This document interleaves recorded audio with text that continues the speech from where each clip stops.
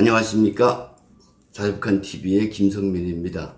저는 지금껏 자신을 소개할 때 자유북한 방송국 대표 혹은 전 북한군 대위라고 소개해 왔습니다. 그래서 저를 인민군 북한군 대위로 하는 분들이 꽤 되시는 것으로 아는데 저는 사실 북한에서 시인이었습니다.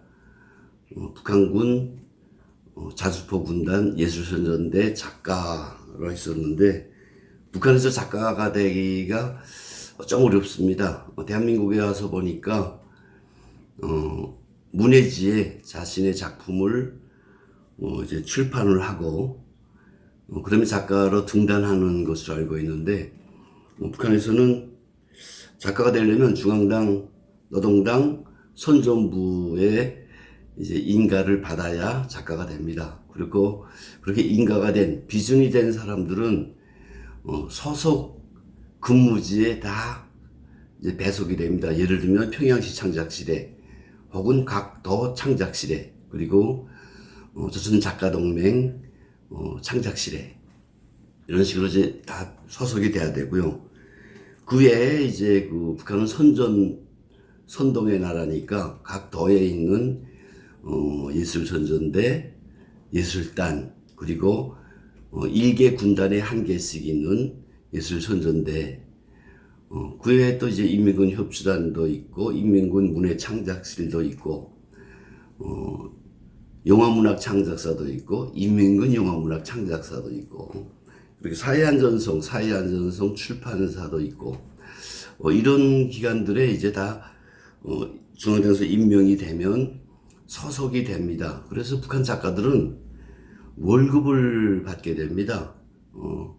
한국에는 사실 작가들이 월급을 받는 게 없는 걸 아는데 그래서 이제 월급을 받으면서 글을 쓰게 창작 활동을 하게 되는데 과거에는 해방 직후부터 70년대까지는 이런 작가들의 양성이 체계화되지 못했습니다. 그래서 해방 후에 등단한 작가들 그리고 자연 발생적으로 내가 글을 쓰고 많이 이제 출품이 되면 그런 사람들 위주로 각도 창작실에서 빨아다가 이제 작가로 다 이제 등극을 시켰는데 80년대 중반부터 소위 작가 양성에 대한 체계가 슬슬 자리 잡게 됩니다. 최초에는 김일성 종합대학 오문학부에 작가 양성반이 있어가지고 과거에 기존 작가 수업을 받지 않은 사람들 위주로 해서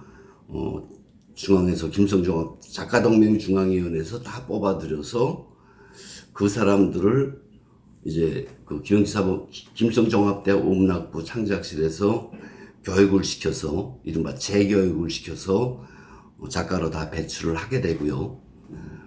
그러다가 이제 김일성종합대학에서 문제가 좀 제기되면서 김용직 사범대학 이제 오문학부로 창작과로 다시 학교를 옮겨가게 되지만 그럼에도 불구하고 이 사람들은 그 대학에서 대학 졸업장을 함께 받게 됩니다.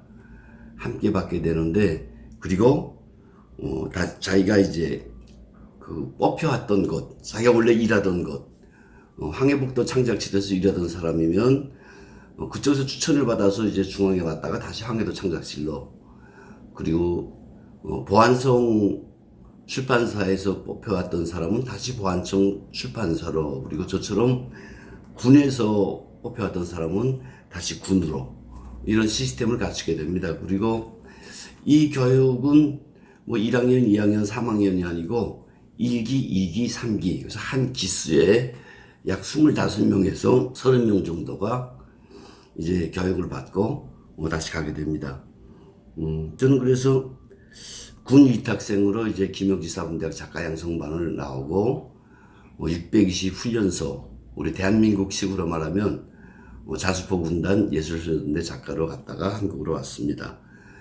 제가 북한을 떠나려고 마음먹었을 때 고향을 떠나려고 마음먹었을 때 사실 이런 생각을 했더랬습니다. 남조선에 가면 정말 책을 많이 읽고 그리고 시도 열심히 써서 제대로 된 시집 한 권쯤 만들고 싶다라는 생각을 했더랬습니다. 그런데 막상 한국에 와서 뭐 이런저런 일을 하다 보니까 특히 뭐 북한 인권 활동이라든가 뭐 탈북자 관련 이런 일들을 하다 보니까 사실 시 쓰기를 아주 게을리 했습니다. 물론 뭐 재능이 없어서 그런 것도 있겠지만 지금 생각해보면 이런 생각도 듭니다. 정말 북한 이야기를 실어서 북한 이야기도 할 수 있었는데 정말 중요한 것을 놓치고 살지 않았나 이런 생각도 해보고요. 그리고 하루하루 사실은 좀 다급해집니다.